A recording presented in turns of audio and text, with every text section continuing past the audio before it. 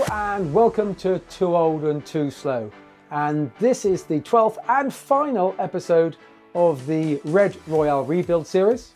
So join me and see if I manage to get the car out at Snetterton. So welcome to my race truck. I'm loading up. I'm going to be heading off to Snetterton super early this week because I've got some things to do. I'm going to head up to Hinckley, spend a couple of days just finishing up the final bits and pieces on the Red Royale, just to make sure that it is going to be safe and compliant and reliable for the race weekend. But the car's not here. I took the car up a week ago because I really needed Mark to check my homework. I am a professional pilot, an amateur racing driver, and a very, very amateur engineer. The first thing I had to do was get it off the ramp, get it out of my workshop. And then somehow I had to get it into the truck. I didn't have any wheels on it, so I had to use a few trolleys and just kept on wriggling and pushing until it eventually got on. And that gave me an opportunity to tidy up the workshop at last. Once I was up at Hinckley, things went a lot easier. With Mark and Pete to help, we managed to get the car onto the forklift, swinging free, and then that could be driven into the workshop. So I dropped it up to Mark and he did the final bits and pieces on it. There's stuff that I couldn't do here. So he has access to he's got spares anyway because he runs a couple of RP24s and access to a really good fabricator right next door to his workshop who could knock up the final bits and pieces I needed just to mount the engine, the front engine mounts, and also to put the front suspension on. So he's got those bits made. He's going to pop them on and double check the whole car to make sure the work that I've done is safe and it's going to last the weekend. Mark had the car for a week, and by the time I got up there, the front end was on and the engine was mounted correctly.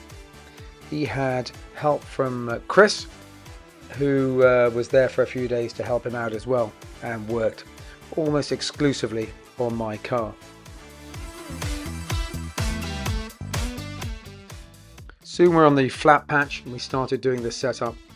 Weighed the car, checked the brakes, checked the suspension, and made sure that it would be ready and compliant for Snetterton at the weekend.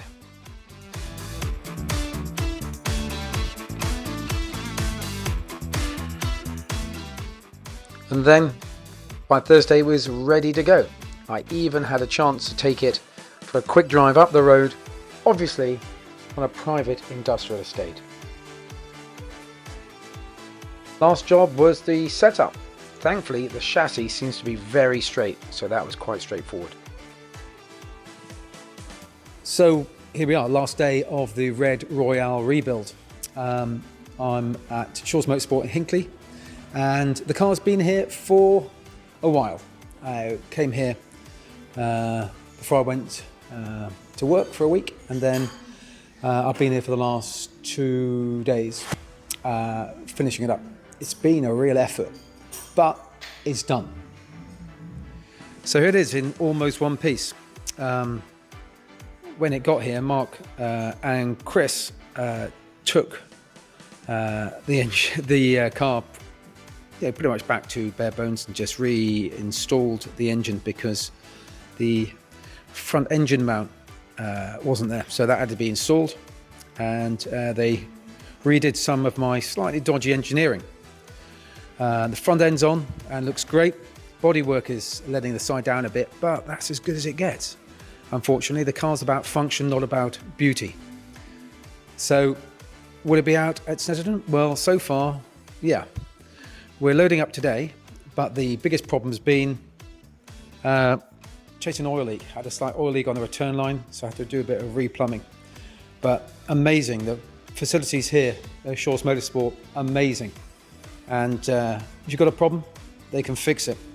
This is the end of the Red Royale rebuild. So this series finishes tomorrow when the car goes out on track. It's been a really interesting project. I've thoroughly enjoyed building the car, learning about the car, learning about setup, and it's been a real journey. So tomorrow goes out and we see how good it is. And that leads into the next series, which will be the standard racing series. There's some interesting content I've got planned. What I'm going to do with the car, I don't know. That is the interesting thing.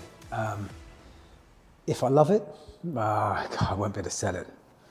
But if I'm a bit, feel more suited to the Crossley, I may let it go. And how much would I sell it for? Well, I think probably about what I put into it. So I haven't done the maths yet, partly because I haven't had the final bill from Mark and the guys at Shaw's Motorsport, because there's some bills to come in. There's the front rockets were put on the car, and they weren't cheap, and some metal work done by Trevor, who's next door to Mark's unit.